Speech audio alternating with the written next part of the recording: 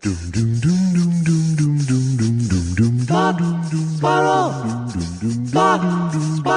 2 Jews, 2 mics, 2 hours, starting now. You like my boom, Mike? There's no boom mic there. Oh, Don't play theater of the mind fell on off. me. It fell off. It went boom. It was a perfect position for me too. So you're feeling better today? I feel.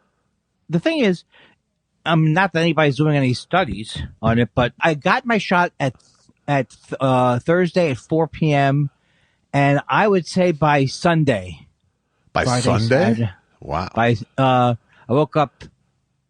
Yes, by Sunday or late Saturday night. Wow. But it felt like it's my version of COVID. That's the only way I can say what it's like. Yeah. You get nauseous. I mean, isn't that what it is? Isn't that like a little mini? I don't know anything. You're more knowledgeable. It's not a dose. It's not like a dose of COVID sort of thing, but it is your immune system firing up as a result. I just want to say in my defense that I do realize that with the mRNA that it's not dead things. That it is boy, I almost could say it. It's like they know the structure of it, so they can recreate the structure of it. So I know that, but are that my symptoms a little bit of what it would be like with COVID? Well, in the sense that they're flu-like. But everyone says they had the flu. I'll tell you, people, when I was a kid, if a kid lost their notebook, they blamed the flu. You know what I'm saying? Uh-huh. I'm not saying anything good or right. Nothing useful, really, but. No, nothing strong yet. Okay. In other words, I'm not coming in with a strong take that's obnoxious. Yeah. Or slow, but it felt terrible. Yeah. I just want to tell you that I did really feel terrible. And one thing I realized without getting into a psychological back and forth is that when I get sick like that, for some reason, I don't understand that it's temporary. Yeah. Like I say, like I adopt a look around my house. I go, it's over. I'll never do another thing in my life. Right. You know what I mean? Right. And wouldn't you think I would be able to figure, this is going to go away in a couple of days. But I don't think that way. Yeah. And then when it goes away, I go, I got to remember next time it's just, I guess it's because when I'm back to normal, is that great? For me, it is. This is great for me. Oh, that's good. Yeah. You could tell the difference, can't you? Well, you didn't speak to me when I was sick. You're not. Well, I did speak to you. We did a whole show with you going, I'm sick. I didn't feel well that day. That was on Friday, right? Yes. Oh, I got sicker. You were in the throes of it.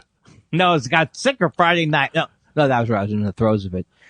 You know what I don't enjoy are the chills. Yeah. I don't enjoy them. Right. But I've never had terrible chills that I couldn't stop. But in the moments that you think they're not going to stop, it's very, very sad. It's very horrible for me. I'm going to be chilled forever and ever and ever. Chatter. But Josh, it's so cold. I go, Susan, get me something. Bring me a mustard plaster. And then I say, I don't think that will help. And then she goes, don't do your Adam Sandler voice. And I say, what's wrong with the You see, I'm Adam Sandler now. This is the worst. This is what the worst impressions always start out with. I am. Right. I am. I am Edwin Newman. So now, yes, you look happy. You look settled. I'm just happy you're all right.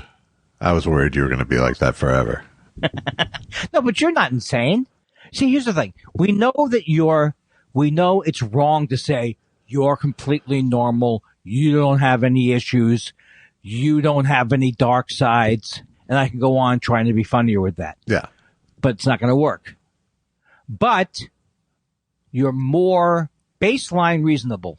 In other words, you don't go, my mind is I don't foggy. think you need to. It's you over. don't need to really explain to me why I'm more baseline reasonable than you. I think I got it on the first swipe. Oh, why? Are we short on time? What, you got something to get to? No, wait a second. I don't like that. Before coming into this podcast, if people could see how we were. Yeah. People thought, look at that guy. He's got it together. He's reasonable. He's not as smart as his father, but very bright. All right. Maybe he should start therapy. Yeah, and what would Are I you have been drinking like? straight from the Chemex thing? Is that what that is? No, isn't that kind of cute though? It is. It's a glass shaped like a Chemex thing. For the Phonetically? for the coffee enthusiast in the house. Do you know that this actually makes me is in place of sex? Who's with me on this? No, we're not with you. Can't even tell you what you're saying. I'm saying as you get older, that's better than sex. Make it a double. You know, Droopy, I want to have a talk with you. Yeah. You know, I've been avoiding it. No shit. Yeah, but you haven't been. I haven't seen. First of all, you sound like you have a sore throat. I was sick. I was so sick. Now, when I was sick, were you sick too? I was so sick. You weren't ready for action down there? Well, status quo. How come every time the Roman commercial comes on TV, I feel a little Honey, shrinkage. do you want to do some laundry? Laundry? Oh, wait, what?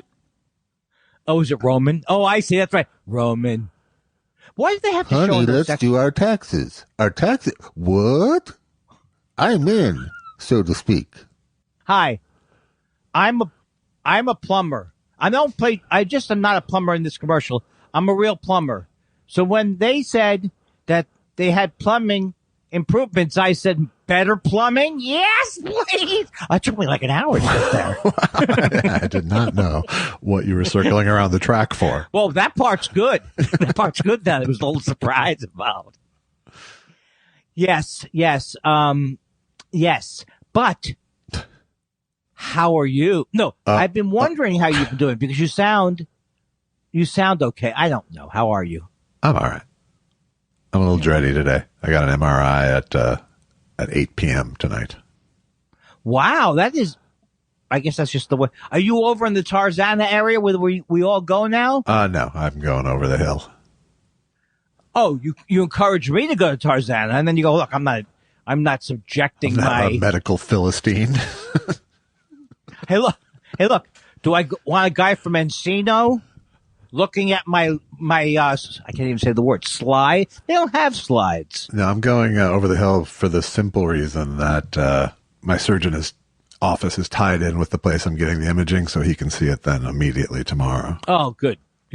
I want this over. And the only thing, and I know you're going to think this is frivolous, but I miss our racquetball games. Remember that? Yes. I just missed the. You know what? I just missed the racket we used to make. I want to tell you something. I don't know if we've talked about this. I can't play racquetball. I tried to play. I could play handball because the handball they had one wall. Yeah, but I don't understand. I liked. Can you play it? I did. I used to play a lot. So you have to be. Well, what do you? What happened to me? I wasn't that bad of an athlete. What happened to me? Well, it's not about athletics. The racquetball. I've met many fat man racquetball masters because there's lots of little trick shots you can do to fuck with people. I was the kind of racquetball player who would just fly himself around the court and run into walls and just go all out. But then I'd find someone who wasn't working nearly that hard was kicking my ass. Well, I couldn't tell when I played where the ball was often. Yeah. Don't you have to see the ball? When I moved to L.A., the first apartment building I lived in had a racquetball court in it. So suddenly all these middle-aged road comics became my friend. And kind of wanted to come over. You know. How'd they do? Hey, it's Bill Bauer. Let's play some ball. You know, and, fucking Jeff. It's Vic Dunlop. John Pinney, Jeff Valdez. I don't think it was John. I mean, not to say that you didn't care about him, but I don't know if it was John Pinney. It was John Pinney. Panette. No, John Pinney from Kansas City. Get out of here. I was celebrating my victory over you. No, it was John Pinney. I know the difference between the two. Well, first of all, I've never heard you get a name wrong. So that was right there. You don't usually go, Byron. But I liked your smug face. I wouldn't have had that without the camera. Oh, I've got him this time, said his little face. Panette. It's Panette. Oh, and why is that such a great thing that I would know the correct pronunciation of his? This sounds like an Oakwood Gardens apartment that you were in. No. Or close to it. No, it was that sort of kind of vibe, I guess. I lived in Oakwood Garden Apartments when I didn't know that it was a bad place to live. It was 6 blocks away from here, in fact. Wow. Should we go visit there? Sure. You know, I walk a lot. That's where I was for the big quake. Now I want to go. Is there a plaque there? No. But there are we is, due for another quake? Yeah, I think we are. We are due for another quake. So everything's going along. I don't even think. Josh. Yeah. That's a good earthquake. You were in Naples. Not only you. I shook my laptop. Okay, people. For those of you in radio, you told me. For those people. You know, you do great impressions, and then all of a sudden, boom, you got special effects coming up out of your ass. That was Irwin Allen quality special effects. Talking about Earl, I'm watching, not Earl but Bill Irwin. I'm watching him in the show. I can't figure out if it's a horrible show or it's a campy show. Is the show about the woman with the blood? Elizabeth Holmes. Yeah, is that the Dropout? The Dropout, yeah. But it's just such a weird. Well, Michael Showalter's directing, and he's got a sense of humor, so I can't tell. I mean, I guess can't tell, but I thought maybe can we compare notes on that we're both really into, like the if we were into like the Lord of the Rings, can you imagine we could have a whole sideshow by now? That's right. Think of the loot-based stings I'd make. Well, you have played Dungeons and Dragons, or you haven't? I have, because my dad was involved in a lawsuit between the two creators of it when I was a kid. Have you come up? Did you talk about this before? I think you have, maybe. Probably. I feel like I've said everything in the last 5 years. So. Yeah, but I don't remember. What was the big argument between the two people? It was there was Gary Gygax, who's sort of the more celebrated inventor of the game. And versus Dave Arneson, who co-created the game and was my dad's client. And so it was just a basic sort of intellectual property ownership suit. Was it one guy clearly ripping off I always root for the guy your father. But most of my dad's big cases ended up settling. First of all, my dad was like into fairness, was very into fairness. So so are you. Well, thank you. So. I think what ended up happening was Dave Arneson ended up retaining copyright on anything labeled Dungeons and Dragons, but Gary Gygax held on to everything that was advanced Dungeons and Dragons. And did they both make? They must both make money. I think they both made a lot of money.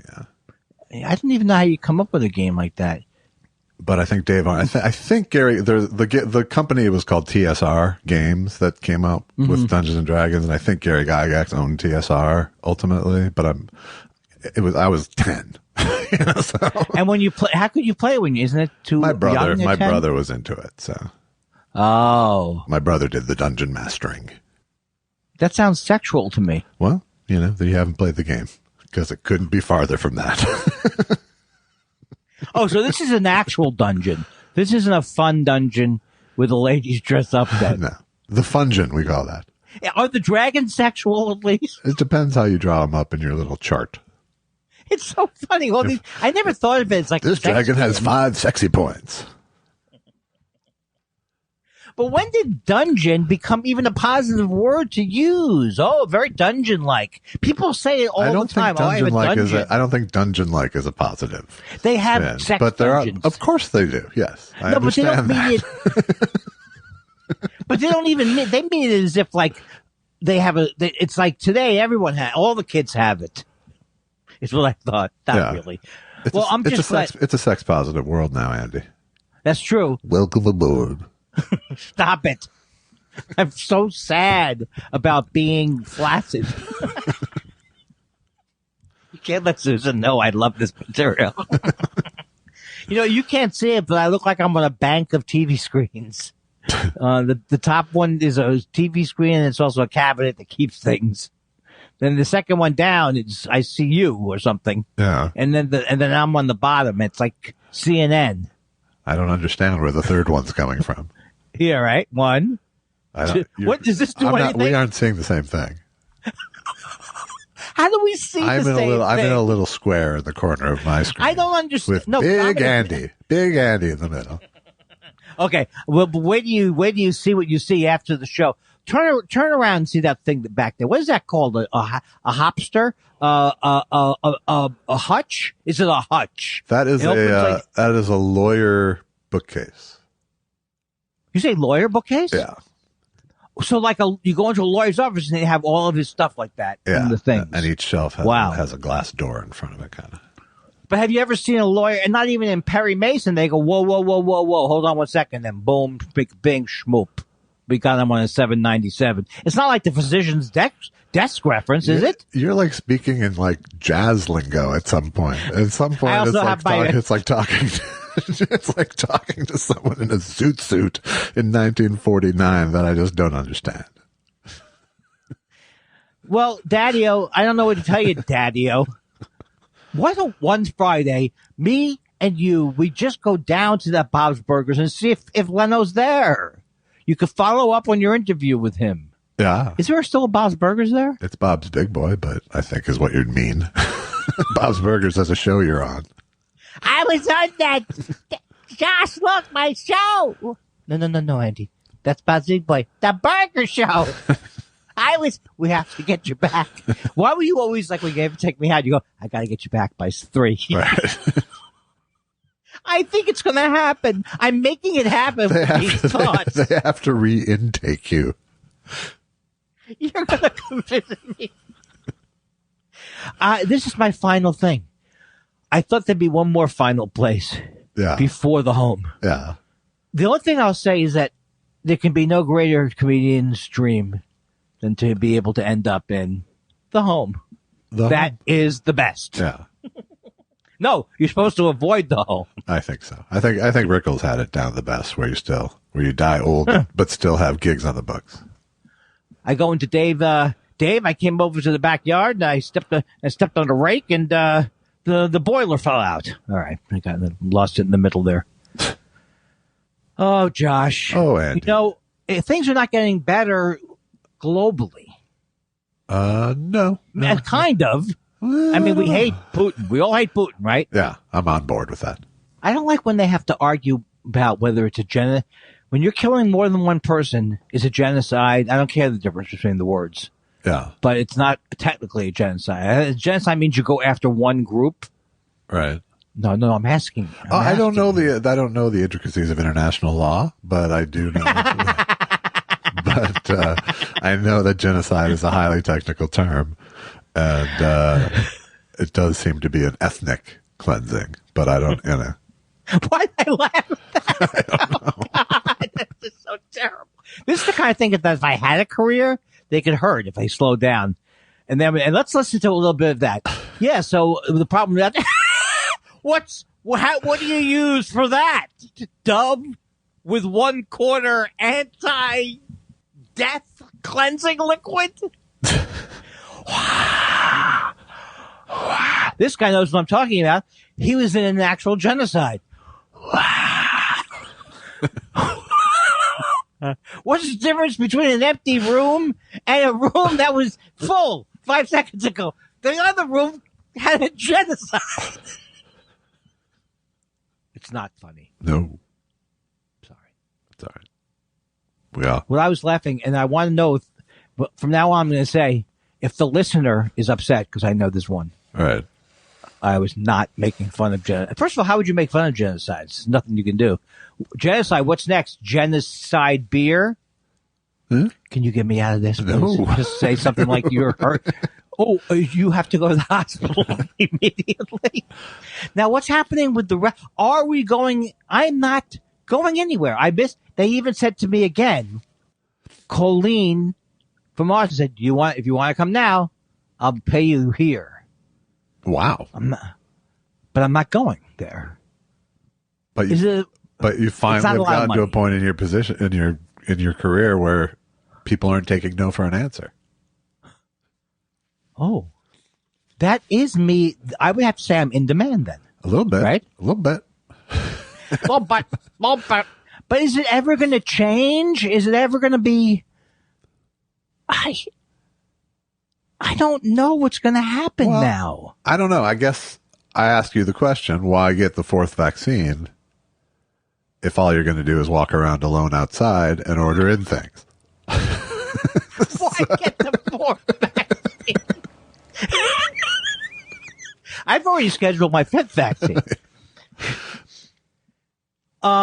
You're making a good. Okay, so I think I'm going to Montreal. See, I say to myself, I'm going to Montreal in July. That's my goal. Yeah. Have you told them you're going? They don't know that I'm not going.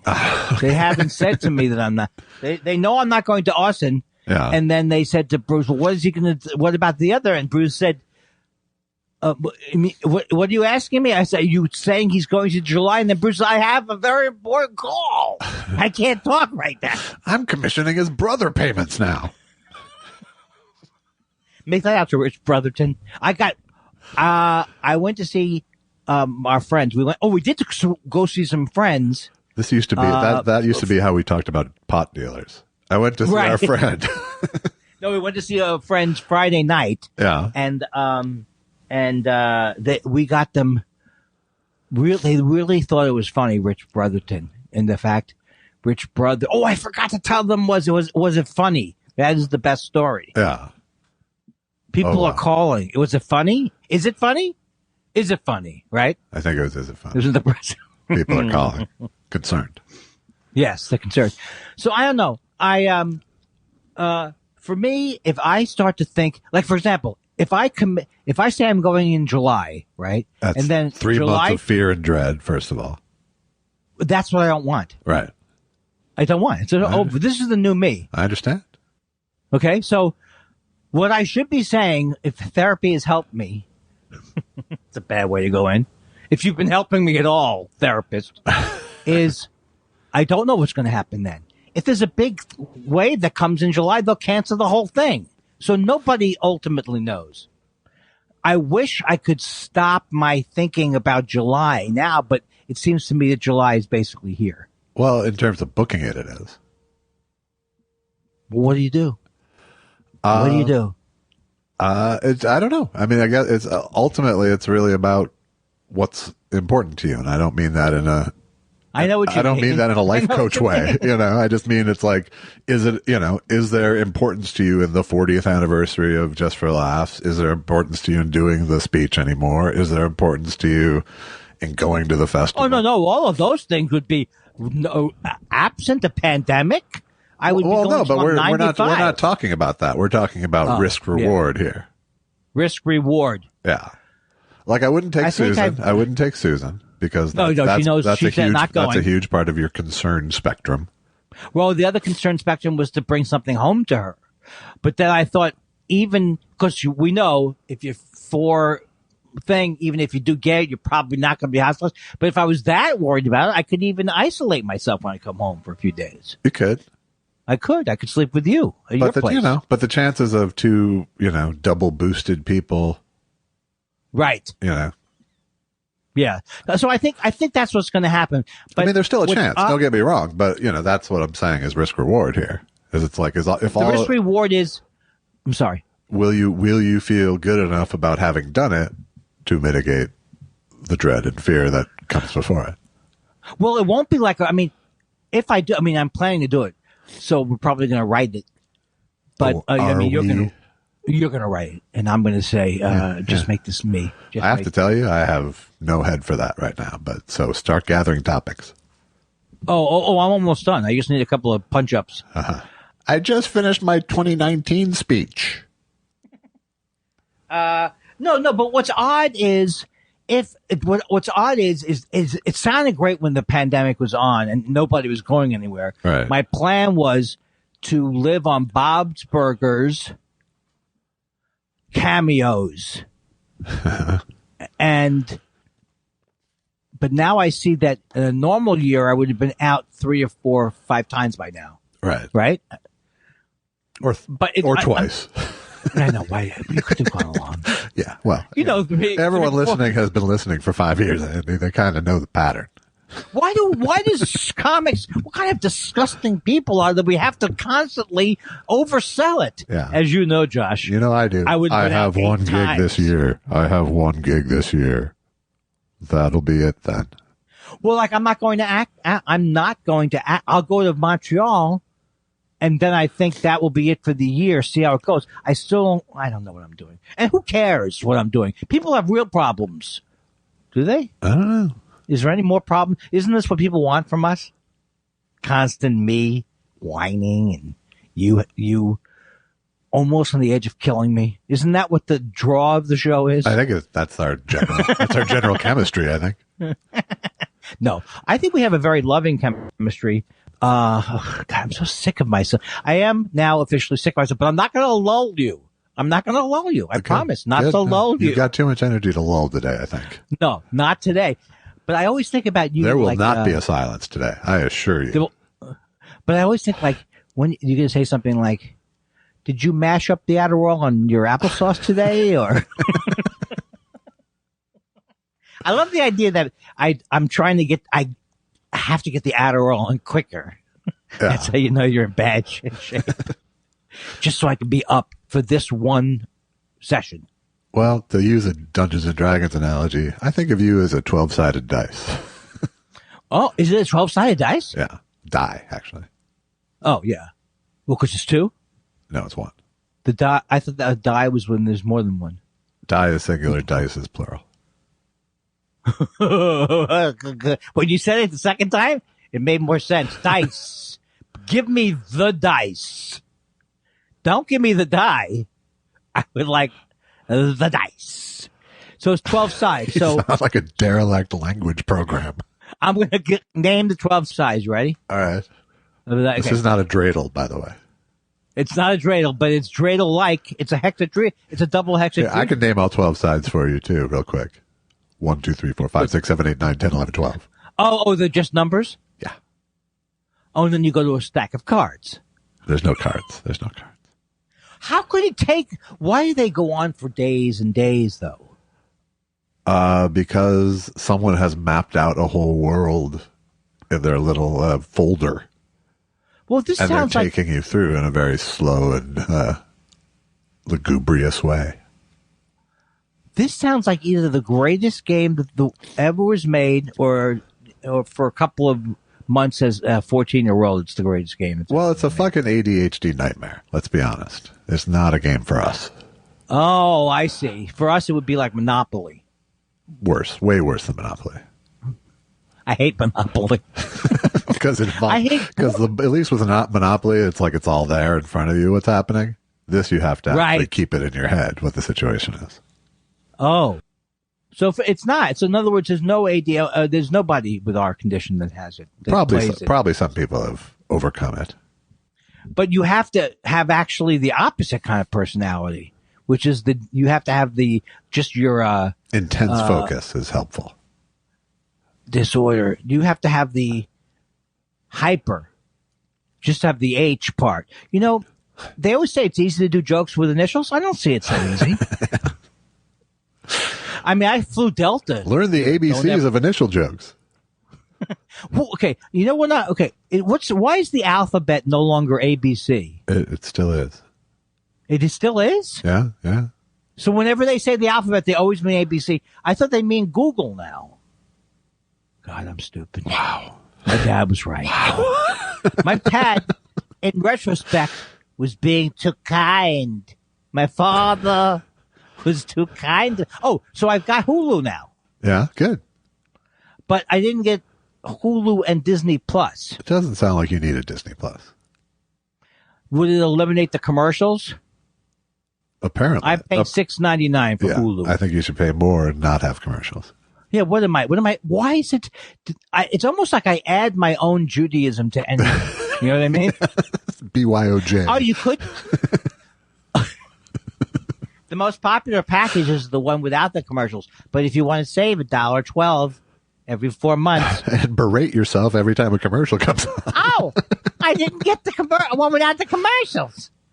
Ow. Oh, so I just basically got another cable channel?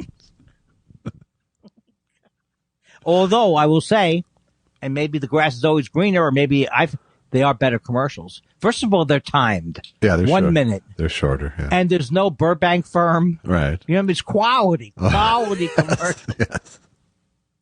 In fact, I had my Progressive commercial on. My favorite Progressive commercial was on.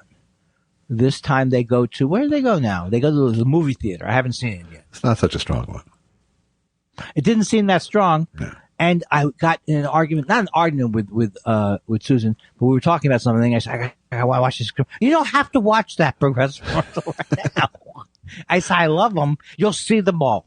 Yeah. But I noticed out of the corner of my eye that it might not have been the strongest one. I'm not going south on them, though. No. Stay aboard. Stay aboard. There'll be more. Oh, what if that laugh just didn't stop and then it went to this? Then it'd be Charles Nelson Riley for a week. I watched this doc, I think on Hulu. I think you'd enjoy it, about this guy who basically ran the gay underground for Hollywood's golden age. Wow, this sounds great. It is, and he wasn't really. I can't remember what it's called, but you'll figure it out when you go through docs on Hulu.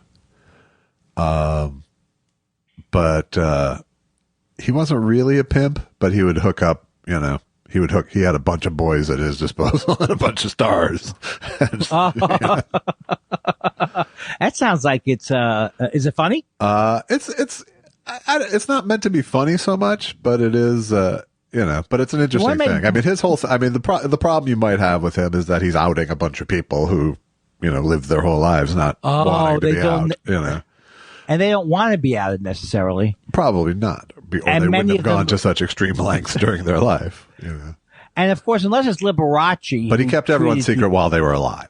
And he was, he was this much beloved figure. And he reunites with one of the guys who he had set up on tricks, for lack of a better word. Right. And he's like, I never sent you anybody. Like, Paul Lynde was a horrible drunk. So even today, people don't know Paul Lynde necessarily is. They do. I don't think anyone ever thought anything else about Paul Lynde. Get the Jews away from me. It's the Jews. It smells like Jew in here. Calling Dr. Bombay. Get rid of the Jews today. And then there's Walter Brennan. Yeah, not doing anything with anybody from that race. I just don't like them. It's my Walter Brennan. Was Walter Brennan a noted anti-Semite? Yeah, I think he was.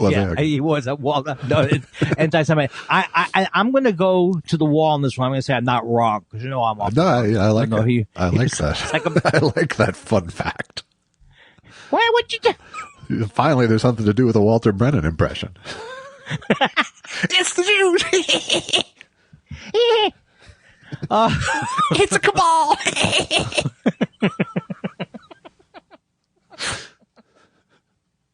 I don't know why I didn't think. For some reason, I always think like people. Okay, here's what happens. You think because you like historically, I liked Walter Brennan as an actor, and that just doesn't follow that people you liked as an actor are good people. Because it does not follow. Many times they are not. It's true. Boy, I hope here's why I got Hulu, but not just to get Hulu, but I want to get I've seen a couple of them, but I was talking to my friend Jack about the tour bus, trips to the tour bus, the Mike Judge thing he does. Oh, yeah. It's like anime. And they're all, the three I've seen are great. Yeah, I think I've seen most or all of those. And they're not, I thought they'd be on Hulu, but they're on Cinemax or something. Yeah. I don't think, I think it was Showtime. I think it was a Showtime series, but I can't. That sounds right. I can't swear. If I go, okay, I'm going to put it on right now, Showtime. Can I take the time now to look? Hold on, Josh. Hold on. I'm looking. Let's hold on while the Jew looks something up. Let's go to the cabana. Going to Jugal. Is it Google or is it just the person who thinks that, who's so anti-Semitic that they just all day long? Hey, what are you going to use Google? You mean Jugal? No chance. Well, how about Yahoo? Jaju? I'm not using Jaju. Jaju? I find this delightful.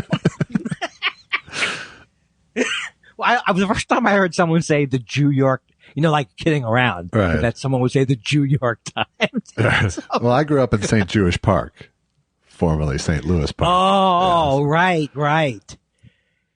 The city, why city did I of flowers. There's a rose and bloom on every corner. Is that true? I think that last Rose time and bloom. I said that, I think you did the same I thing. never would think you would get a joke. You would even offer up a joke of that quality to me. Quality is the key word here, my friend. Did you ever hear the commercial "There was never a bite in the bowl"? Yeah, that's a pipe tobacco. Yeah. And the first time I smoked a pipe tobacco, I've told the story before, and if I haven't, it's always a good one. I unrolled Cool cigarettes. And put them in a pipe? Yes, I was 5 years old. Wow. 6 years old, 7 years old, whatever. I was the age where you learn how to ignite something. There's a recipe for... I vomited so hard.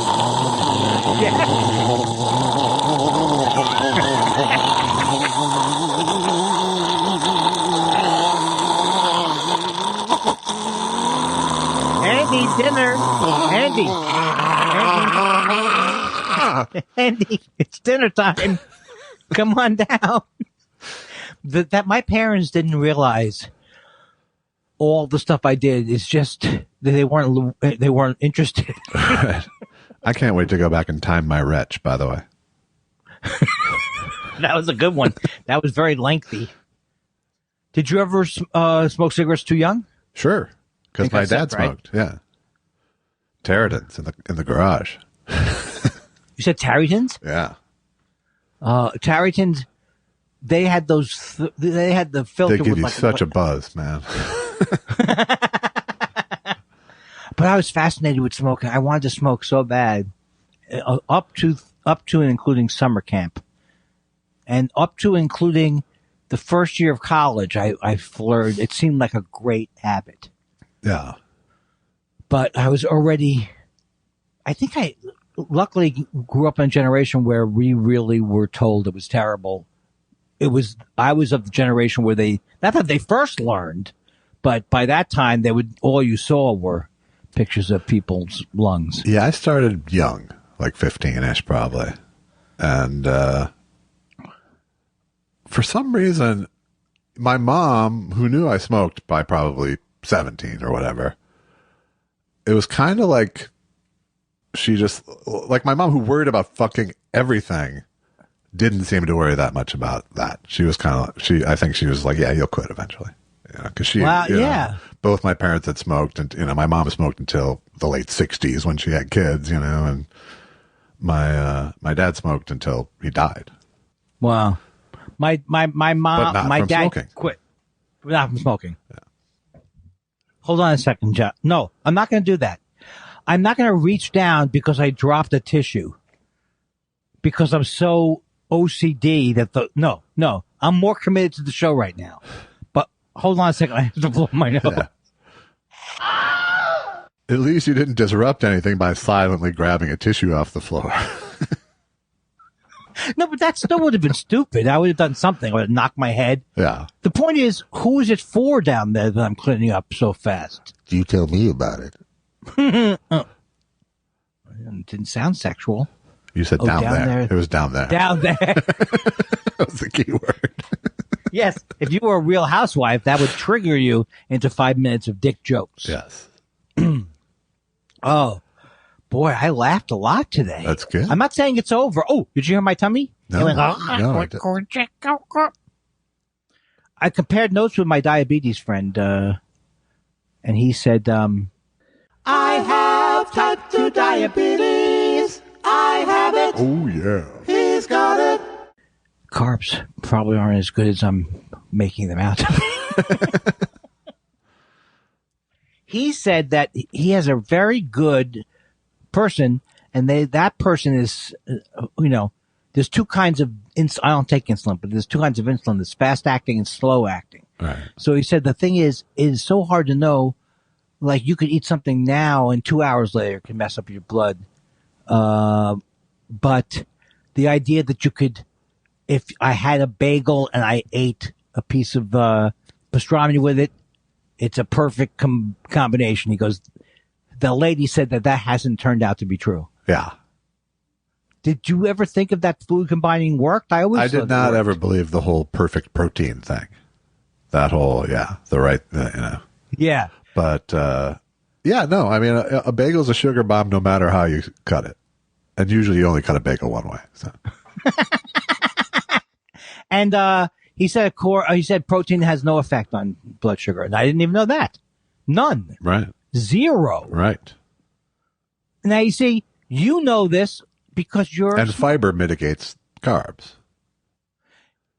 True. So I still can do what I'm doing. The keto ice cream along with the Malox and the Metamucil in at the same time. Yeah, with the smoothie.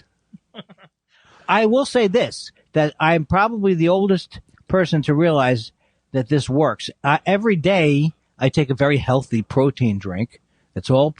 And I absolutely change it. I absolutely get it. Absolutely change. So I just think I need much more protein, probably.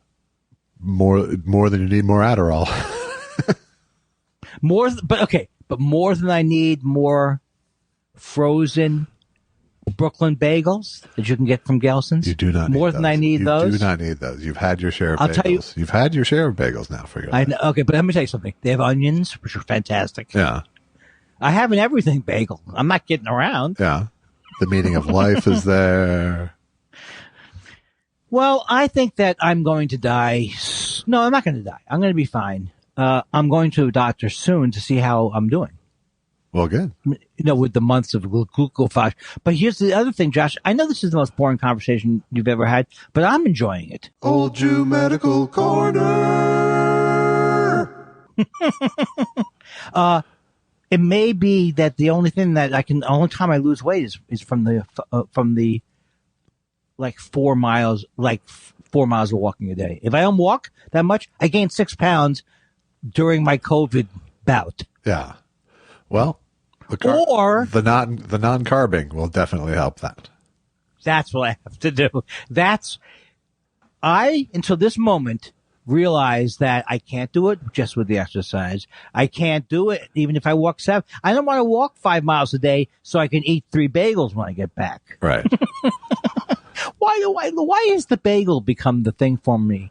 Well, why is that as a symbol of loss? Deprivation? Yes. Yeah, because it's like, I guess because you grew up in New York and you're in Queens and that's the greatest thing for Jews sometimes is the spread and the schmear. Yeah. Well, and there's that I deserve it. It's the only, I deserve it. Life is hard. Why can't I have a bagel? Well, they're delicious too. They're absolutely great. But the truth is that sugar has an addictive quality to it, and as you move away from it, you do crave it less. Yeah. Well, like you're saying, he was saying there's just no difference between a bagel and sugar. There really isn't. Pretty much. Yeah. So should I switch more to sugar? I was it's faster. I like to do stupid jokes. I'll have some sugar with a schmear. I've cut back on protein. So anyway, I'm very excited about my prospects. I don't know. I just I ran out of something right there. That was my first big lull. Yeah, I was about to. And you're saying, really, Andy? I heard the rest of the show. Were you awake? There's more to a lull than just quiet. Is that not? That is very true. A lull is not just a period of quiet. It is a period where you see your partners. In this case, I'm your partners. Where you see, it's almost like you see my sugar drop. Is what it is. Right. Or the Adderall. See, the whole idea of snorting the Adderall or grinding it into the applesauce, I like the image of me eating applesauce, is to get the feeling that you're supposed to let go out over a few hours. Get it immediately. So from 10:30 to 11:30, boom. I used to think this was funny. I used to think this was funny. Yeah. Say something. Hey, Andy, how's your head? Yeah. Oh, I don't know. What do you mean? Like my head? You mean my head? Or my head in terms of the movie made by the Monkees? You like the Monkees, right? And what do you think about what is that? Is that a VTech phone back there? What is going on? How's Allison? Ba-ba-ba-ba-dum-bum. Potato. Has potato ever been used as an actual? No, that's my own. FM thing? It's my own invention. Because I get the feeling the whole country's into it. Like if you were a DJ, everyone's going potato. No, I'm trying to evoke R.D. Johnson on Laugh-In with it, I think, but. Oh, how about a little Walnetto? Nope. That's what I thought he used. Nope. How about, he used to love, he thought he was funnier than he was, R.D. Johnson. I don't know if he's still alive. I don't know. I don't think he is. I don't know. It would be But very he was interesting to find out. But when you listen to him, because sometimes he would do AM talk radio, Yeah. he would purposely, he's one of these people who would talk like this purposely. This is the way I talk. Yeah. I am a comedian. Foster Brooks syndrome. What's that? Foster Brooks syndrome. It absolutely is. Not to the same extent, because Foster Brooks really did the one note thing. So he really. When I do the inebriated character, John. You know, I bet that Carson hated that. I'm sure. Although Carson put him on the map, so. But when he was just being himself, well, John, it was only like, come on, you don't drop.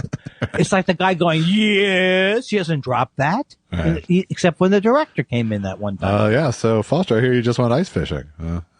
I did, John. Yes, I did. Is it true that you're from Buffalo originally, Foster? No, I'm actually from Rochester. No. You just were over there standing 8 feet over there and you were acting drunk. Yeah. What are you coming over here and doing? See, John, when I do the inebriated character, it's a piece of theater craft. A lot of people come to me and say, can I buy you a drink, son? Frankly, I'm a teetotaler. So it's so boring to hear about how someone doesn't really drink. Yes. Nothing can be more boring. Actually, he never. That's why Dean Martin fell into that deep depression. Was just trying to explain it was apple juice to people. Why do I listen to you? Why do I take the bait every time? Really? Yes, he was very upset. As you can see, Dean was very upset a lot. He was? Oh, yeah. He was touchy. Actually, he was only touchy around Jerry, I think. No, I think he spent the last many years of his life in a deep, secluded depression. Where he got very mad at Frank. Yeah. After his son died, right? I don't remember that. I don't know all the Rat Pack lore. Oh, no, I thought that was the big thing was because Jerry was there the day that Jerry went to the funeral, but no one knew. Okay. So any Martin and Lewis story, you have to subtract 50% from it. Right. From whatever Jerry said. Exactly. You know, I thought the guy was hilarious. And if you're subtracting 50% from a Martin and Lewis story, you can bet it's Martin.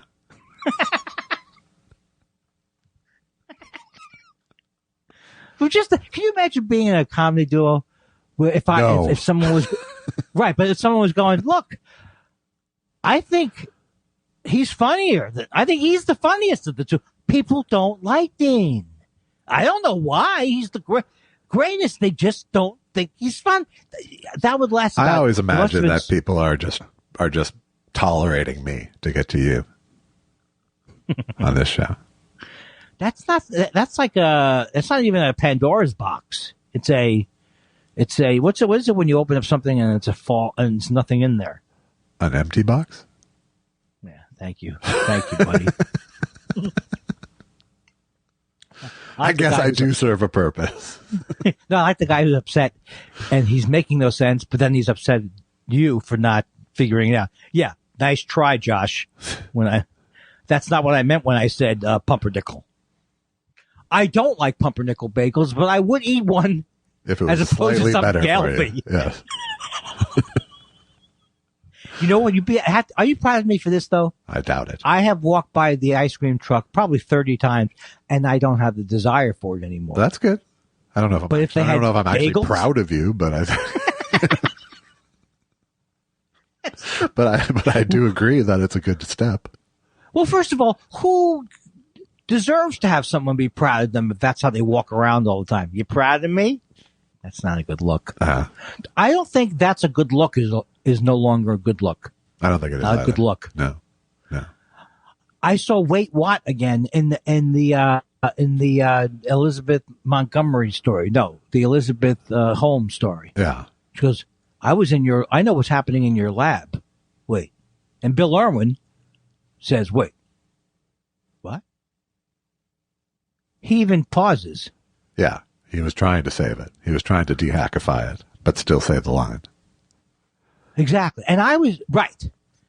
And I was telling Susan, I happen to enjoy Bill Irwin. I don't know that much about all of his stuff, but then I was saying he's like a very famous pantomimist. Yes. And then I was realizing I've never seen him do pantomime, and I've only seen about 3 minutes of total pantomime my whole life. Yeah. Pantomime, in case you didn't know. Yeah, you keep saying it in that really weird Pantomime? Damon Your Runyon dad- sort of way. Is it I always thought it was insurance. Yeah. Is it depending on the part of the country? Insurance. This woman she's doing a Southern podcast. Insurance. Yeah, probably. What do you think? Probably. Either one's correct. Well, yeah.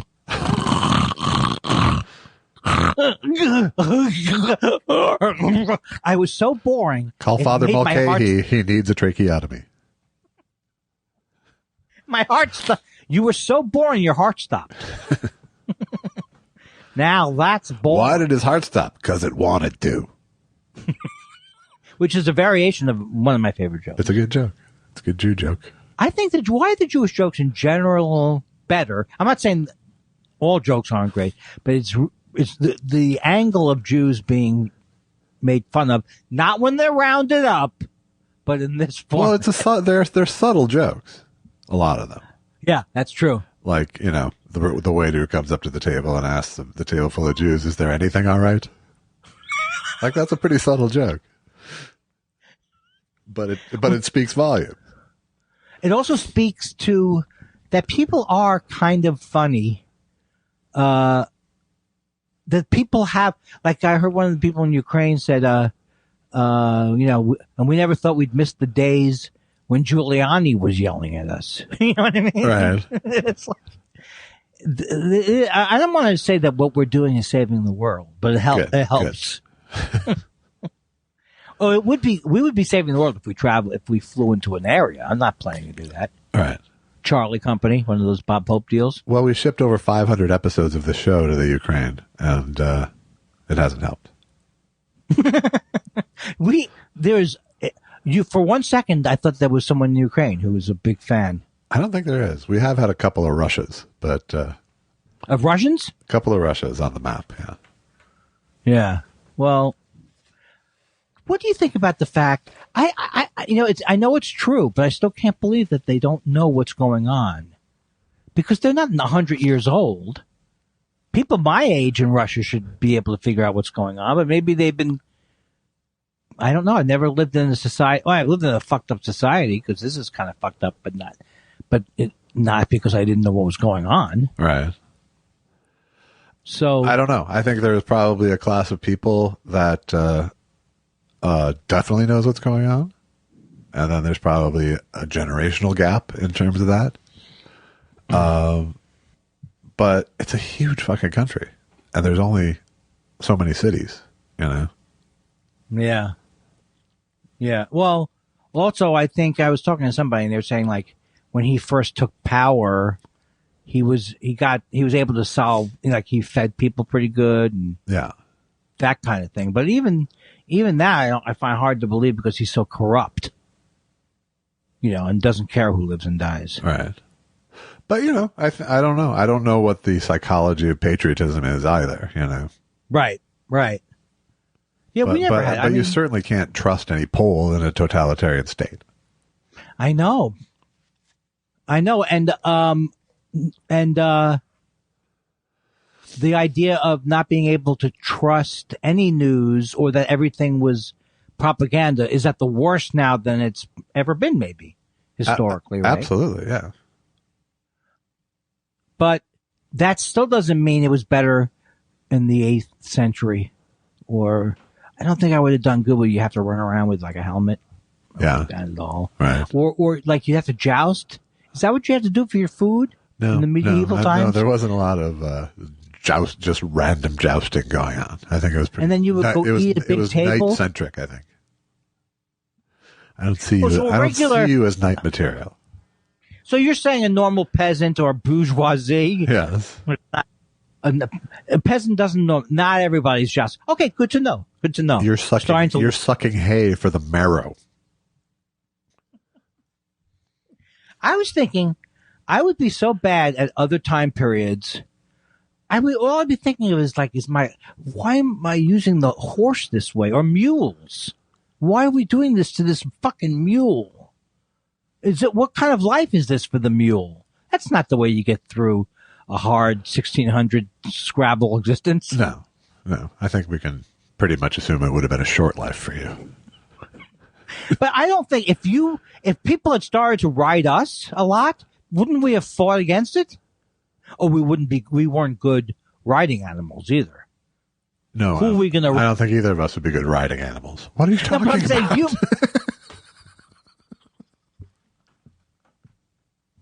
What the fuck?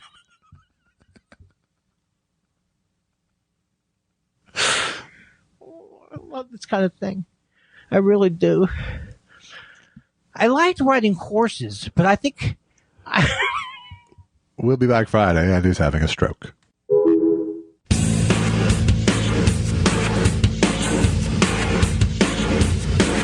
I think I'm giving up on my crusade. Wanna take all my dilemmas and make to lemonade. I'm tired of pulling threads that don't exist. Wanna come back down to earth now, give it a great big kiss. I think I've heard enough conspiracies, peek through every keyhole. I don't wanna see dirty little fingerprints on diplomats and presidents. Or can I come to your defense? You don't have the evidence.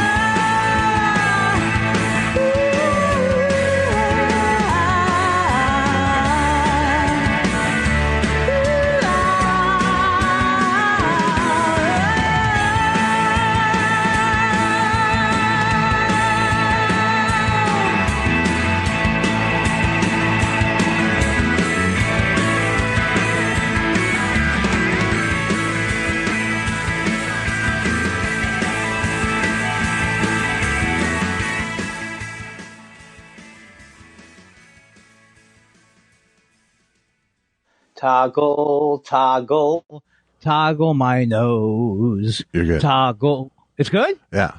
How do you... I think I'm getting better at don't make any comments about it. Just go forward. Really? I'm getting better at toggling? Is that what you're going? I don't know what my argument was exactly. Maybe that was, yes. I was always bad at toggling. Thank you, Josh. And thank you for not making fun of me. Hey, Thank you for not making fun of me. Don't mock me that way. We started to buy the boom stand. Yeah. And it's very exciting over here. Yeah. First of all, it's the first time I asked Susan to get one for me. Right, because you're a liar. Haven't I said what lies have been staying to gain from? She's working on it. Yes, that's what you've been selling. Is that Susan went on, didn't know exactly which one to do, Well, no, that was months ago. Lie. No, that wasn't true. Even liars like me have a certain. Lie. Are you the first person to figure that out? I don't know. I've used it before in that context, though. So. Lie.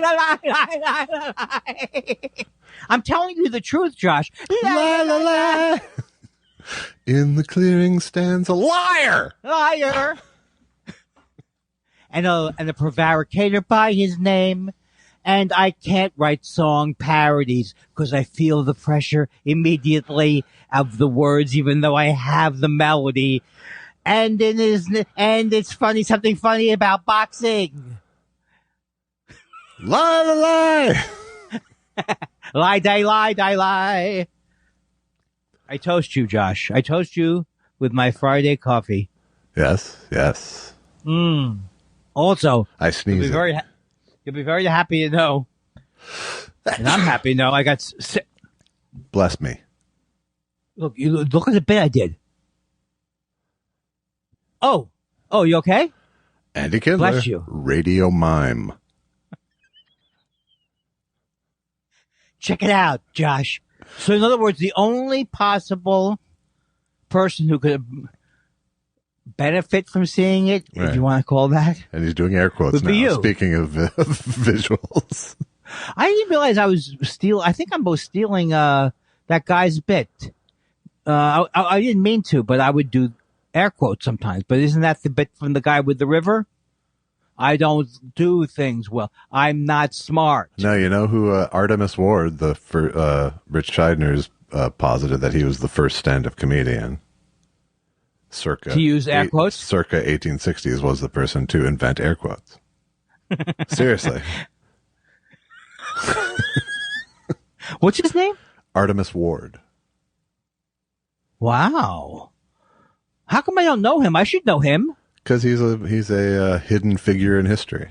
He almost directly inspired Mark Twain's live performances. Oh, you guys are going way back to the old stand. You're talking about... Did you guys also deal with Jebediah Bunyan, that great comic from the... You couldn't have gone with something Jewish to make it funny? Did you guys follow Jebediah Goldberg? Thank you. He was the first. And for some reason, I knew it was going to be Goldberg. It's still better that I got to the right topic of the joke. Yeah, I often don't even get near it with how could I be fun? And I'm just asking this as how could I be funny? Oh, it's a hypothetical. Yeah, it's a hypothetical. How could I be funny not picking up on the cues, not knowing the references?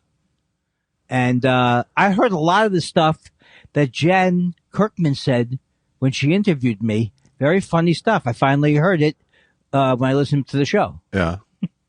Because when the show was going on, I missed some of the jokes that she said. Which show? The show that when she interviewed me in her show. Yeah, and you listened to it? Her Anxiety Bites. I listened to it last night. Yeah, and how did you feel about it? I loved it. And I don't want to sound like I love it, like, check it out. I am so psychologically on fire and funny. It's an hour about me. Me. Let me tell you how OCD most affects me. And let me tell you what Josh said about it when he first found out I had OCD. And let me tell you how Josh triggers me. I came up very little in that interview. I was very happy, actually. You listened to that interview? I did. We talked about it a couple weeks back. And did I claim to have listened to it then? No, you did not. Yeah. You And didn't I was very. lie.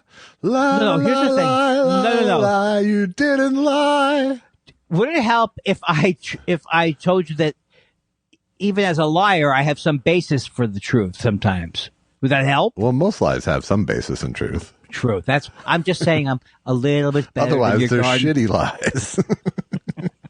I'm not your Nixon. Okay. All right. Okay. Now I want to tell you a couple things. Please. I That's what makes this whole thing go. I listened to a couple of no, this is the day where we could just dive right into letters, Right. according to you and the board. Why is Elon Musk on the board of Twitter? Is this a joke? It's all a joke. Okay. It's all a Don't joke. get into it. Don't get into it. I know you love him. Sorry. I'm talking about your hero.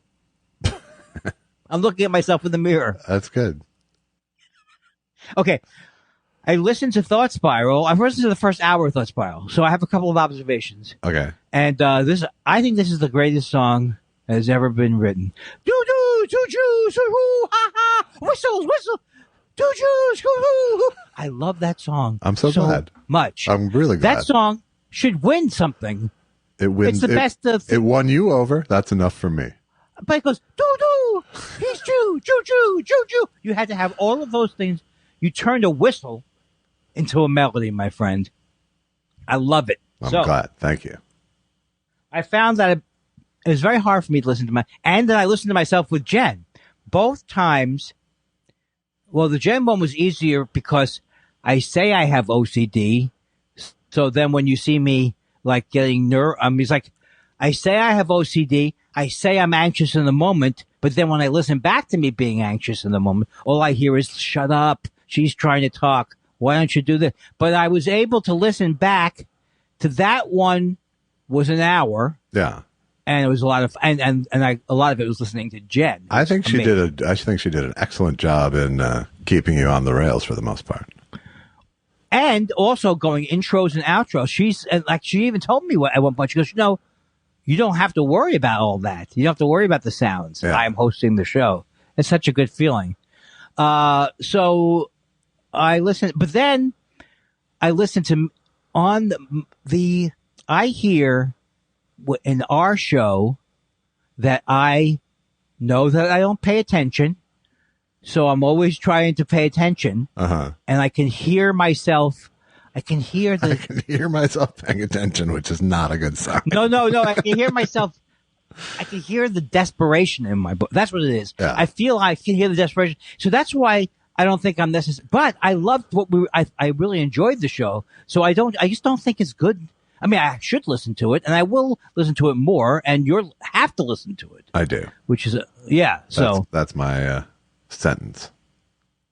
I would say you'd be, well, I don't edit anything. So I'm glad we went with you as the editor, but you're probably took you a long time to turn that off listening to your own voice, right? We just go, don't listen to because that's all I'm listening to is what. Yeah, no, I've come to, I hate to call it at peace with it because I'm not really at peace with it, but I've come to an acceptance. You know what's interesting to me is like, also there's some days where I sound good. Yeah, you have it's almost like you're lilting. There's a little bit of a lilt going on there. That's right. When we first started the show, I was afraid two Jews who wants to hear two Jews. In other words, not even in the sense that we're both Jews, but I was wondering, are we, like, if it was me and Ed Krasnick, it would sound like the same Jew. It's a different Jew. Yeah, it's a different. Yeah, and it would be after, I think, a week or 2 weeks, I think you lose listeners. You know what I'm saying? Should I put the word distinct into the jingle? Two distinct Jews, two mics, two out. Right, because you don't sound like a Jew. I sound like a classic scared Jew here. Oh, here comes. Oh, I heard something at the door.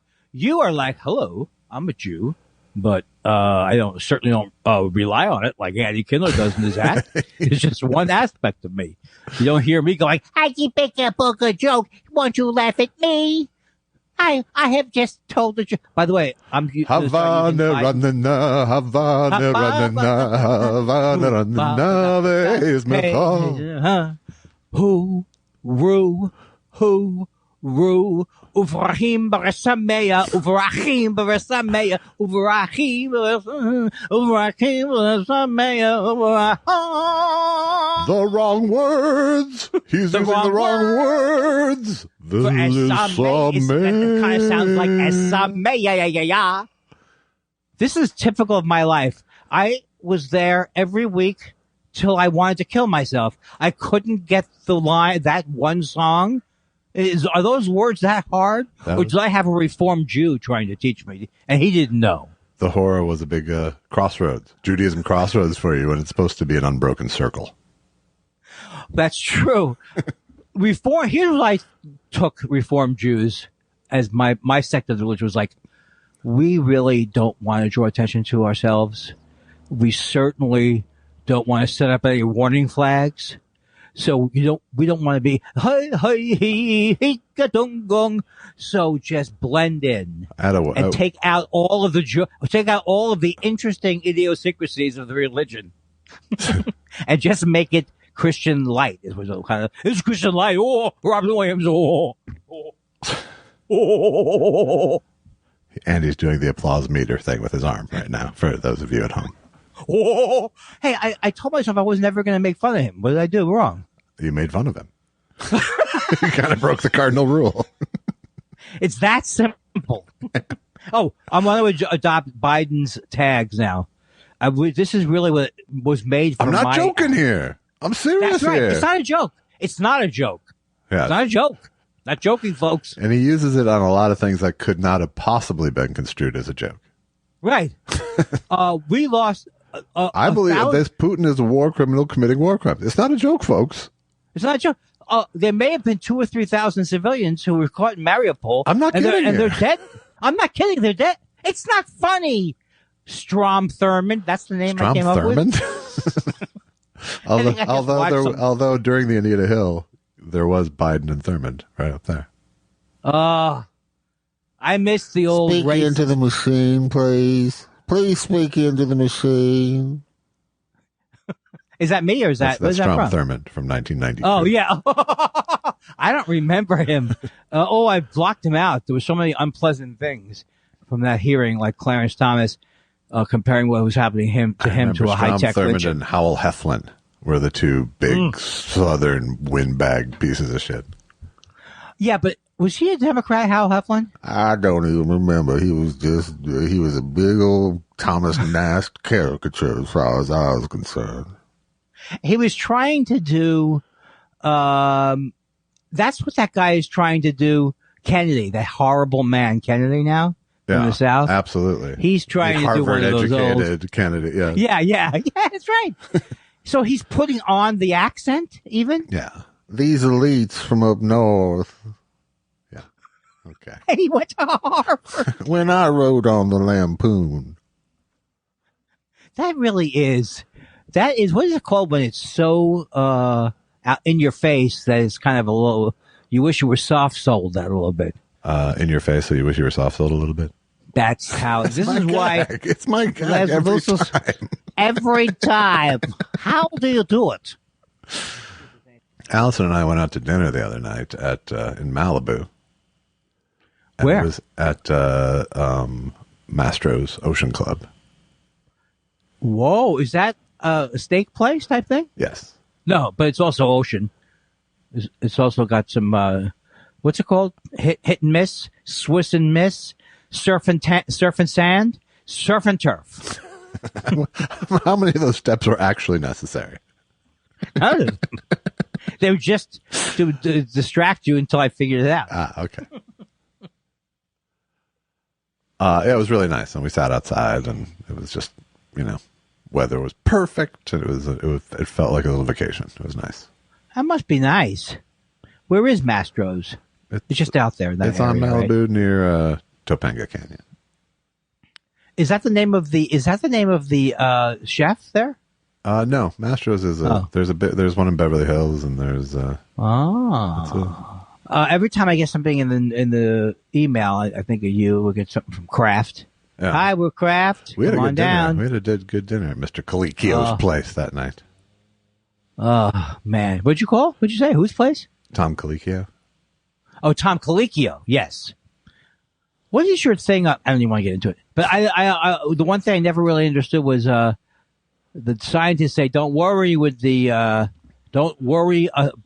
a thing with the modified, that we're modifying it. What are you talking about? Genetically modified things. Don't worry about it.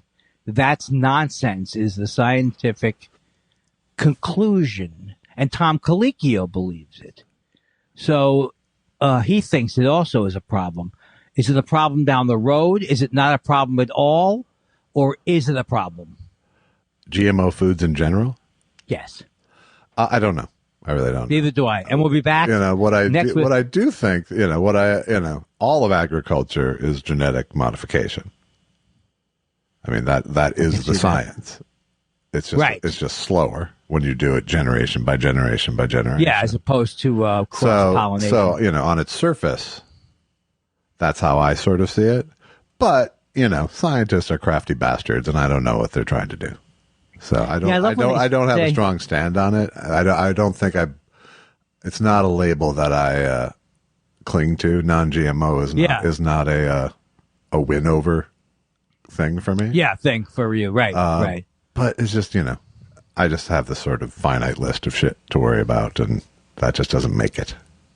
Well, the thing is, whenever I listen to these podcasts where you can tell that they probably don't like spirituality, but they always say, science, oh God, why am I feeling anxious? I don't know. Loosen up. Okay. I'll get you through, Andy. I'm the host. I can make all this work. Don't worry. Is that what Jen did? No, it's what she did during the thing. No. Actually, I'm pretending like I couldn't hear it during the thing. But, I'm really, really lost now. I know what you're saying. Shake it up. This is, okay, here's what else I hear when we're talking this is what I hear myself doing. Straining to hear. There's got to be a time in the future when I can relax during, it's not just the podcast. Right. The voices in your head are literally that much louder than the voices outside your head. Yeah. And sometimes it's like, when we get off into riffs and stuff like that, like, oh, we're having fun. But then I keep returning. You know what it is? I have OCD pretty much all the time. I don't think it's not a come and go thing. I don't think. Right. It gets tiresome. What gets tiresome was like my mother when she was depressed. The first couple of years, fine. Hope you feel better. Right. Hope you feel better. But then when now we're all depressed, is what it was. Right. Don't bring me down. Is that bad finger? No, it's ELO, I believe. Oh. Who I only know through Randy Newman. Really? I love that. ELO. Yeah. Why did I bring that up? You know more than that, though. I do. I knew there's a shirt they had. No, am I mixing them up with what's the shirt where the fingers are in the ear? I'm not sure. PDQ Bach? There's a famous T-shirt from the 60s. I think it's Bach putting his fingers, or it could be Beethoven putting his fingers in his ear. See, if you were the same age as me, then you go, I know what you're talking about, old codger, old timer. I remember I said to you, do you know what this means? Fall into the gap. And you said, wow, I do, but it's a deep cut. No, it's not a deep cut. When I was a boy, everyone said it. Fall into the gap. And we're back. Are you frozen? I was just trying to see if I could convince you I was. It's time for questions. What do you want to know? We love your questions so much. It's half our show. Half our show. Pickles says, I know it's early, but do you have any predictions on who might win the Indianapolis 500 this May? You go first, but I have a strong take on this. I believe it'll be Jackie Sienna McDowell. Is this a joke based on something I should get? No, You're just going? it's barely a joke. going on with it's it? barely a joke. I have no knowledge, and I'm pretty sure Pickles it's knows barely- that. that's what I I'll think do Pickles instead of- knows that. I'll do this with Biden now. I think it's going to be Al Unser the Fourth. I'm glad you came up with Al Unser. It's not a joke. This is going to be my new pattern. It is not a joke. It's barely a joke. That's going to be mine. It's barely a joke, folks. TM. TM. BD Oh, I think it's going to be, I believe it's going to be Mario Andretti once again, right? Mario Andretti. Of course. Jackie Stewart. Pirelli. Who did I used to see his name when I would go and spend thousands at Firestone? And while they were screwing up my alignment, I could see pictures of Pirelli on the wall. Huh. Do you know who he is? It's a tire brand. And there's, Is that in my brain? it's in your brain. I just rang your bell. Josh, come back. Don't leave me. They're serving sponge cake later. Josh! How you feel? Josh! That's the last thing you say every day. Or once a month. Right? Once a month. Once a month is more realistic, yeah. I love your doggies. There's so much love in that house. There's a lot What of did love. they go? What happened? It said, do you get deliveries on Friday? That's what my mother would say. That's what my mother or father would say. They would blame you. Oh, great, Josh. Oh, as always, Josh has brought all the sounds. Yeah, you're just not used to having a front door that touches the street. That really is true. Because I ordered that ring for a while, but it was just so boring just to see the hallway. Right. I would yell at people as they were going by. Are you breaking in? Florence is home, honey. Florence is home.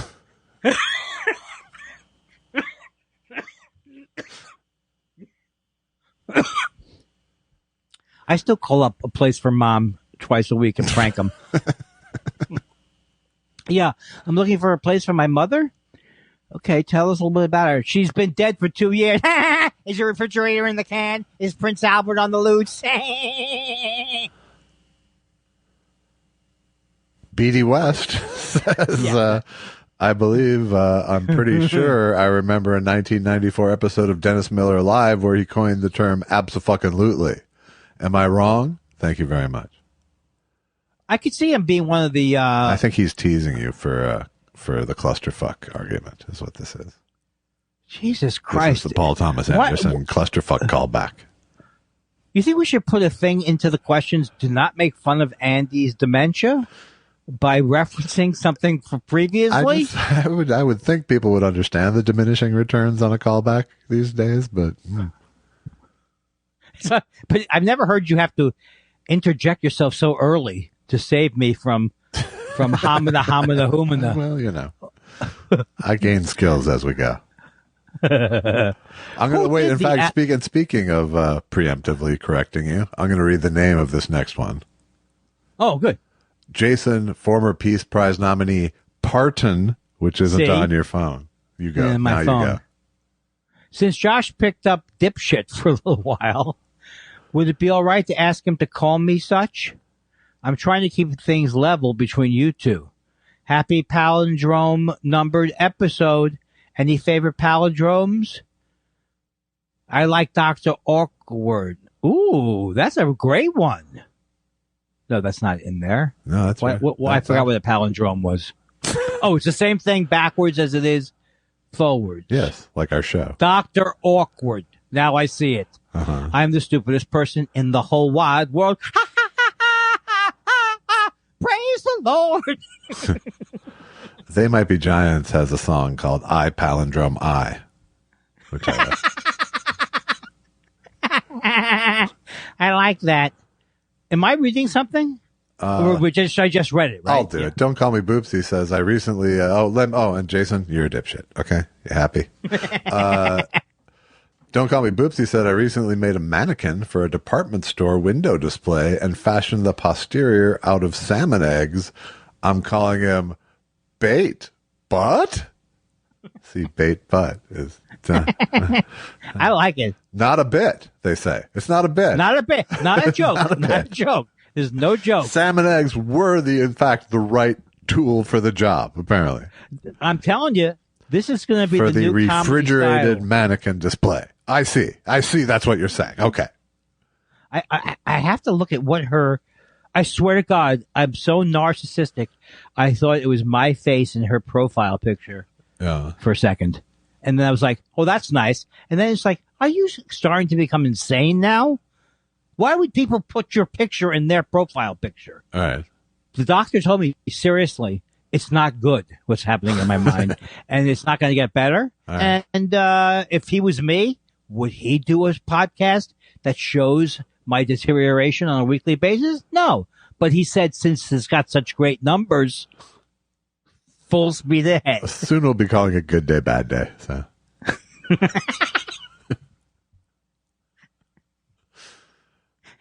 Torben Rolfson says, what is your favorite / ideal audience size for stand-up comedy?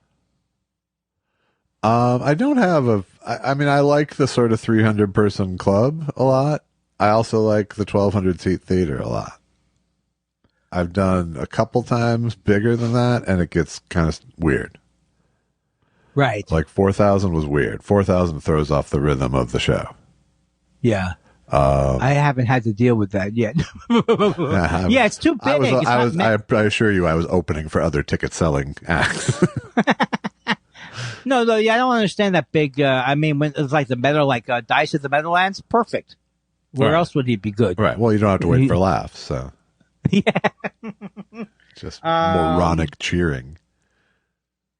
I would say 200 is my, if you ever had to say ideal size room would be Right. like 200. The old Luna Park. And you can do great with 30, I think. 30 is kind of the Oh, you can? 30 is kind of the minimum where it feels like an actual audience rather than a group. Well, Sarah Silverman did a show called 22 or 13 or Yeah. the amount of, and I And felt I've had great I was, shows for tinier crowds, but that was because Right. we created an experience Yes. that night for that There's specific group of people in that specific situation. There's a reason why Jews have, what is it, a minion? A minion, yes. Yeah. So they're even saying by the religion, let's not get ridiculous Right. for people at a stand-up show. Right. Let's just give them their money back. Right. Which I've always said. I'm one of the first people. That's how what a trooper I am. Can we give them their money back? I've probably said that many times. Stephen Elton Yates says, guys, to celebrate being vaxxed and double boosted, I'm going on a live comedy show tonight. I'm going to a live comedy show tonight. Big difference. I'm hoping I'll have a chance to see you two perform live in the future. It's a great excuse to visit L.A. Yes? Well, Is neither. that kind of like, are we performing or something? I kind of like that. He was I think he was encouraging us to perform. But he's not saying when he comes to L.A., I better have a few shows for him. I don't think there was any sort of inherent threat. If you're taking it as a threat, and I think Stephen Elton Yates is a much more gracious person than that. Stephen, I'm working on it. It's what's amazing is it's almost going to become a bit when I go into a club, Yeah. because every time I think, why would I go to the Improv right now? Even now, well, maybe it's just I don't like the Improv. I don't like the Comedy Store. Yeah. I'm not going to go that route. Right. So But you were never going to go to that route. why not? I'm an edgy guy. Hey, fuck you. Fuck Women face. suck. Hey, fuck face. Women suck. Deal with it. Legion of Skanks, right? Stuff like that. Yeah. Good. I'm sorry. I started to get like a diabetes diabetes. Is that the way Trump would say it? Corinthians 2, diabetes XX. All right, please, someone do a question. All right. Chaotic Neutral says, hey guys, just wanted to compliment Josh's comments on the Oscar kerfuffle. It's refreshing to realize that people aren't required to have a take on everything. That's my opinion, at least. I agree with you, Chaotic Neutral, but I also thought the whole thing, yes, I just happened to listen to that because I was listening to the recent show. Thank you. Where you were talking about how, you were talking about exactly that, where you were talking about everybody feels like they have to weigh in, and Well, it's not so It much was that. very, It's just that they have to have this fully formed position on Yeah. this completely. And it has to be strong, and it has to be, look, he could apologize for what he did, but what he did was the worst thing in the history of the world. Like that. Right. By the way, I got my booster the other day, too. What is your, what outfit are you with? I'm with the Moderna? Pfizer. I'm with the Pfizer people. So Susan didn't have any reaction to the Pfizer. thing. Nor did I. I had sore arm. That was it. Little headache, maybe. That's all she had. Yeah. So it could be. I almost cross blended because they offered me either, and I was like, Where'd no. they but, offer you But that? Andy was so sick. He was so sick with the Moderna. He was so sick. I should just go to the Pfizer. I don't like the way you're making fun of me. It I don't really like hurts. the way you're making fun of me. That's like I what's can't that? take it. I'm so sick. Is that Lou Costello? I'm not gonna take your abuse anymore. I wish I had that would be good if I had a like a cabinet of characters It would. that I could Open. But I always have I have the premise. Yeah. I always have this is built in that I come up with is a very special buffet in heaven, and we go there now. And who should we see at the buffet in heaven? Mr. Jimmy Durante. It works for anything. You can always do Sure. it. People like food. Sure. So, just telling you, if you want to hang your hat, you don't have to turn around, I'm saying. There's another way I to do it. understand. Thank you. Captain Kangaroo. next? Captain Kangaroo wants to know what favorite cheeses, both European tasty and American filler. Well, American, I love specific cheeses. I would say I always like what's the thing where it's triple breed? That's never bad. Yeah. I like brie. Triple cream brie. Triple cream brie. I like everything except when things get just too crazy, like Stilton or there's blood or that. Yeah. I like a really sharp cheese. I like your gorgonzolas and blues and those sorts of cheeses a lot. I like brie, but I don't really like the rindy thing. Kind of grosses me out. Yeah, I don't like that so much.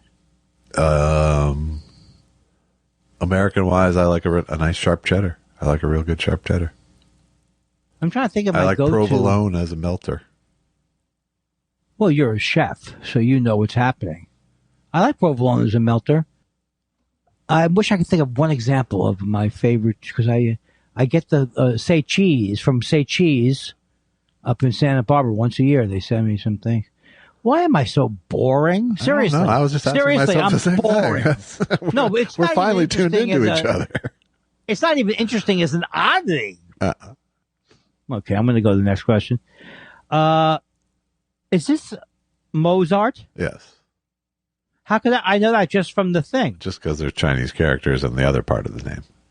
And so, can you tell me what the lives on land stolen? What does that mean? I don't know. From the Lives on land stolen from. does it go on to the Chumash or something? Yes, from the Chumash. Okay. Or I Chumash, feel like Will Smith- which is a weird, because as a Jew, you read that word as Chumash, which is a Jewish prayer book, but it's a Chumash Indian tribe. Ooh, ooh, ooh. I feel like Will Smith getting the Oscar for Best Actor is a real slap in the face to Denzel Washington. I don't really get that joke. No? I know that there was a slap. Yeah. I don't think. I don't think there was anything more to it than that. No, because they were both. I forgot that Denzel was up for the award. Yes, but there was an entendre factor here. There was a time like, did you see him in Hamlet? I've seen that's maybe 40 or 50 productions of Hamlet. No. And this was pungent. It was, No, we're not describing the cheese anymore, Andy. Sure? It had an aftertaste. You should see my Hamlet. Get over here, Desdemona. I need to have a word with you. Is Desdemona in Hamlet? No, that's Othello, but that's okay. Come here. Come here. What's Hamlet's wife's name? Mrs. Hamlet? Mrs. Hamlet, yes. Mrs. Hamlet. Did you make these eggs? This is unacceptable. Marty Robbins, hair wrangler. I enjoy this kind of mental breakdown. Go ahead. Marty Robbins, hair wrangler, says, do you put as much effort and emphasis on inner beauty as outer beauty? Oh, I would say I put far more emphasis on inner beauty because I've given up on outer beauty. I think it's more like you're as old. The age is just a number. Is that the wrong answer? Yeah, so is your bank balance, and I'm concerned about both. What would Rich Brotherton have to say about this? Oh my God. Till I die, that's going to be the greatest thing. Seth Dix III says, if you could be Speed Racer for a day, where would you drive? I don't know, but I know that I would be saying, go. I know the guy next to me would be saying, go, Speed. I'm trying to go, asshole. Go, Speed Racer. If you would shut the fuck up, I will go. Go, Speed Racer. Shut the fuck up, you stupid character. Eddie. Shut up, Eddie. Was there an Eddie in that? I don't know. Go Speed Racer, go Speed Racer, go Speed Racer, go. That's the first time I really was physically attracted to you. Really? No. I thought I had you at hello. I'm only attracted to you in the massage, in the way that men, when they're trying to prove they're not gay. Yeah. Yeah, I'd sleep with you. I'm not really saying I would. Give me that cock of yours. Come on. Oh, that's a true story, what he's saying. What? I don't want to go into it. If I were a Speed Racer, I would go to Japan and say, make me better. Oh. You're lucky they didn't ask, what would you drive? Because that's my wheelhouse is Formula One cars. For sure. Yeah. Gomar Comer says, now that Just for Laughs Toronto has been confirmed for this September, is there any chance Andy will grace us with his presence? Would love to see a show that is alternative or even particular in nature. Bonus question, can Andy fit J. Elvis in his luggage? And I feel a little demeaned by that. I feel like there's another way I could get in. I feel like there's a problem. Yeah. I think that the description is not good. Description, first of all, does not say that it's a 50-50 show. Because if I was doing a 50-50 show, you'd be no fucking way that the other person would have to ride in the baggage. That's a show? Right, yes. I prefer the coattail. I prefer coattails as my mode of transportation. Well, here's the thing. I think I'm going to go to Montreal. If I went to Montreal, I don't know. I really don't know. The whole question makes me sick because I'm so worried about everything. And I love my wife. And there's a part of me, it's like, why would I ever go back on the road again besides money? Rob, I'm scared of COVID. I got you, bro. Maybe. I might be there in Toronto. For a short time out, February 4th says, I know we're still in a pandemic, but show in New York City, fellas. Wow. Was this a plan to put these back to back? People want to see us, Sandy. People really want to see us. Hey, if you're in Minneapolis, come see me May 11th through 14th at Epic Comedy you're going to Club. be there. I just saw that your ad for that you're coming up there soon. Yeah. But Josh, I think you agree with me. Why would there be a groundswell to see us back in a club? There is no groundswell. This is it. This is the entirety of the swell is right here on this timeline we're reading from. I mean, I could see it would be fun if Baruch was back. We got the band together again. Yeah. But that's still 5 people. Right. And we couldn't get people from here to go. We weren't into it. How about you take the next question, and I'm going to punch myself in the face. All right. John Dunbar. Yeah, close the fist. It's quieter. John Dunbar. Although the Sting claims we love your questions so much, with a convincingly passionate vocal, I sense that too many of them can bring a degree of anguish to the show. Is that why we're kept guessing if it's a Wednesday or Friday deadline to get one in? Oh, how did these people see through us? I think last week. I think you're reacting to last week's anguish because Andy was all sick and he just wanted to get through it at any cost. So, occasionally, we hit the wall. I think any listener will admit that. But yes. But I think in general, we do love your questions so much. I think you're right. I do feel we love your questions so much. Please. I've been working on my vibrato. You said don't do it, but I've been working on it. Please release me. Let me go. No, the point that I'm making is I remember how I felt. And it was shot related, right? Yes. I was coming down from the shot. Yes. Man, you people don't realize what I've been through. I took 4 shots. You had the Moderna flu, baby. Richard Cole says the Albert Finney movie you were talking about is Before the Devil Knows You're Dead. Now, I have to remember what we were talking about. See, I'll be honest with you, Andy. Even this one doesn't even trigger a memory for me. I don't even remember us bringing up Albert Finney. I don't either. So it's not just me who's losing their memory. No, it's just you. He might not be referring to something that happened in this show. Dan Marsh says, hey guys, where would you be now if you'd been born female? Do you think you've been able to handle the way women were treated in the comedy world when you were coming up? Mm-hmm. Because I would have been like, I can't think of one funny thing to say. Touch me and I'll kill you. Or I was going to go with I didn't know what angle to go with. And then I realized there's not a lot of good angles to go with. Yeah, and it's hard for me to follow that. If I were female, I would have followed the same path that male me followed. That's true. I would have gone I think more... I would have been super hot and married rich. Oh, ooh.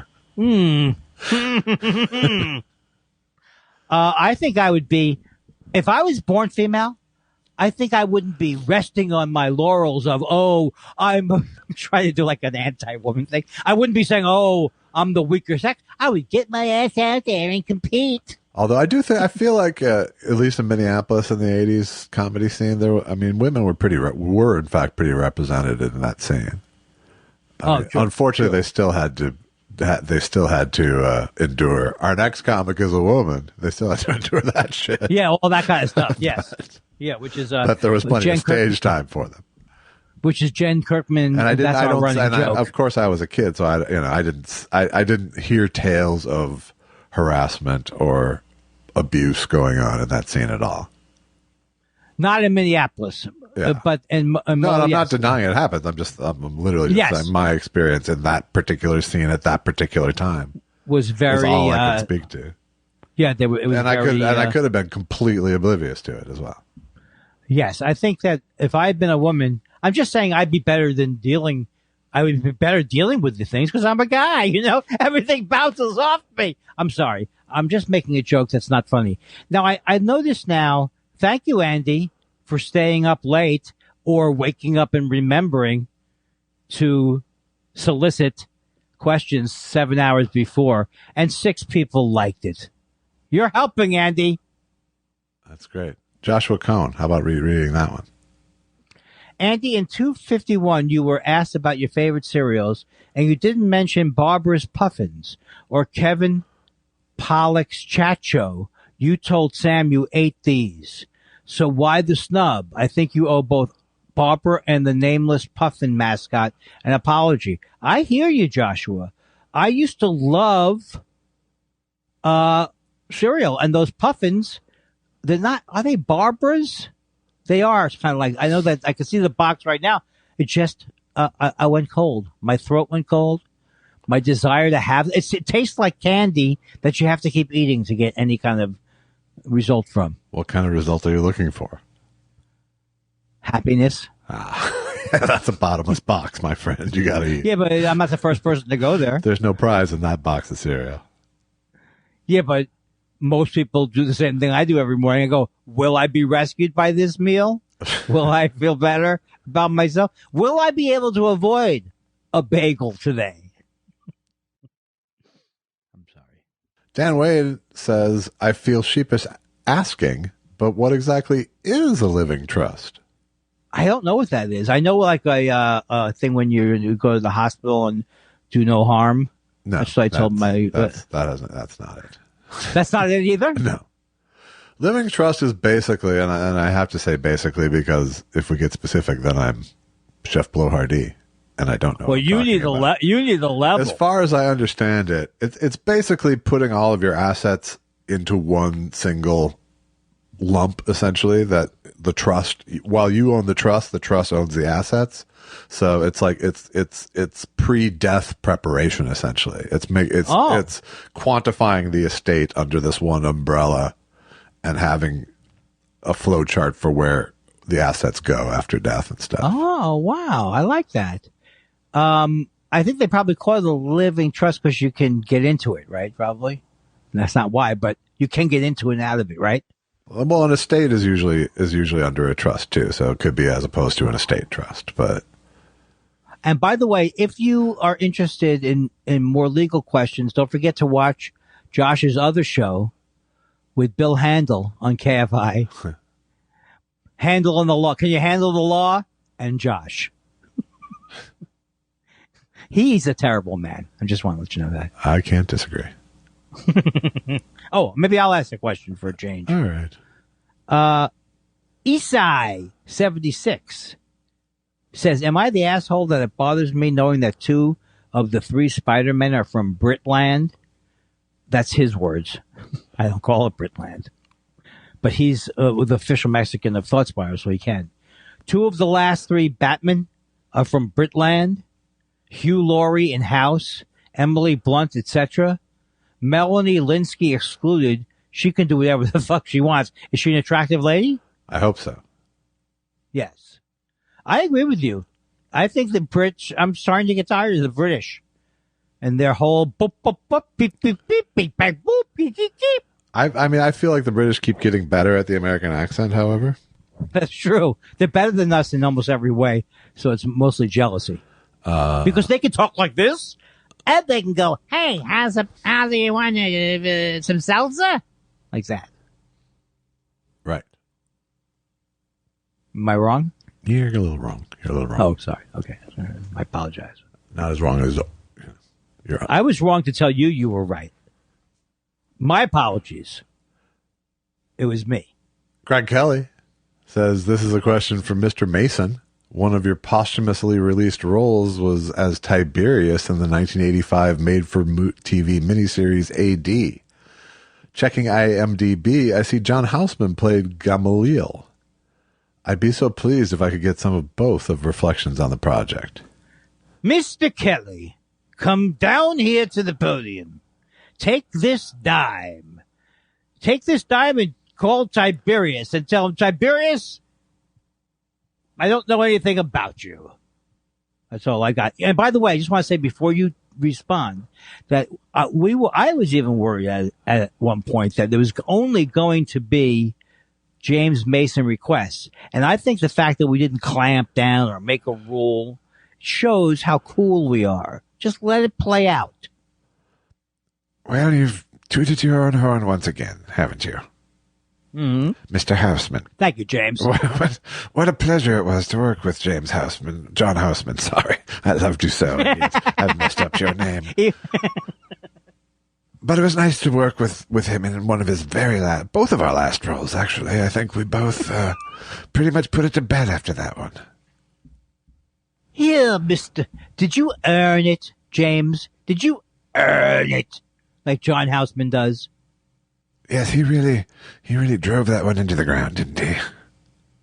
You know what? Can I ask you, can we go outside of the questions? For not to be confused with... What don't I drive in? What's that? I meant John Houseman, not you. Not Andy Kindler. Oh. But what don't I ground into the ground? Not a thing. Not a thing. Oh, the cynics. You want to answer? Go ahead. Oh, this the is very, cynics say very political. Very political. I don't just play someone. Go ahead. Okay. No, you do it. I don't just play someone brainless. I don't just play someone brainless TV. I'm an actual Zionist. More occupations. Yes, please. Is she a Zionist? I have no idea. That's my favorite. Bialy is the Miami. She seems Bialy. like she could be a Zionist, though. Certainly. That's my favorite Bialy. Have you ever had that before? The Miami Bialy. Yeah. Funny? Maybe the third time it will be. Have you ever had the Miami? Well, first of all, I'm saying Miami. Yeah, Bialy. You're hurting it out of the gate. I heard the joke every which way. I certainly don't help the joke. No. well, we've come to the end, but there could be a letter. We've come to the end, but Josh might say, I've got an email. All right. Well, now you've made me look. This, I would say I had a very, very fun time doing this. I'm very proud of myself. I'm proud of Josh, and I'm proud of the team. Cat Bob says, I love the Dear Thoughts Spiral, Josh and Andy. I love the podcast. I don't like it when you fight.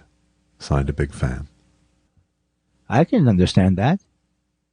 And in fact, sometimes when people go 100 episodes back, when they're 100, I feel the need to tell them, and I often do, don't worry. Whatever it is we're going through, we worked it out. But I ask you, Josh, how could we have avoided the fights? It's not like we planned them. Right. No, then we would have fucked it up, and it would have. Yeah. So I do understand the intent of the question, which is it's very hard to listen to a podcast if two people don't like each other. You're a fucking dipshit. The other room had a genocide.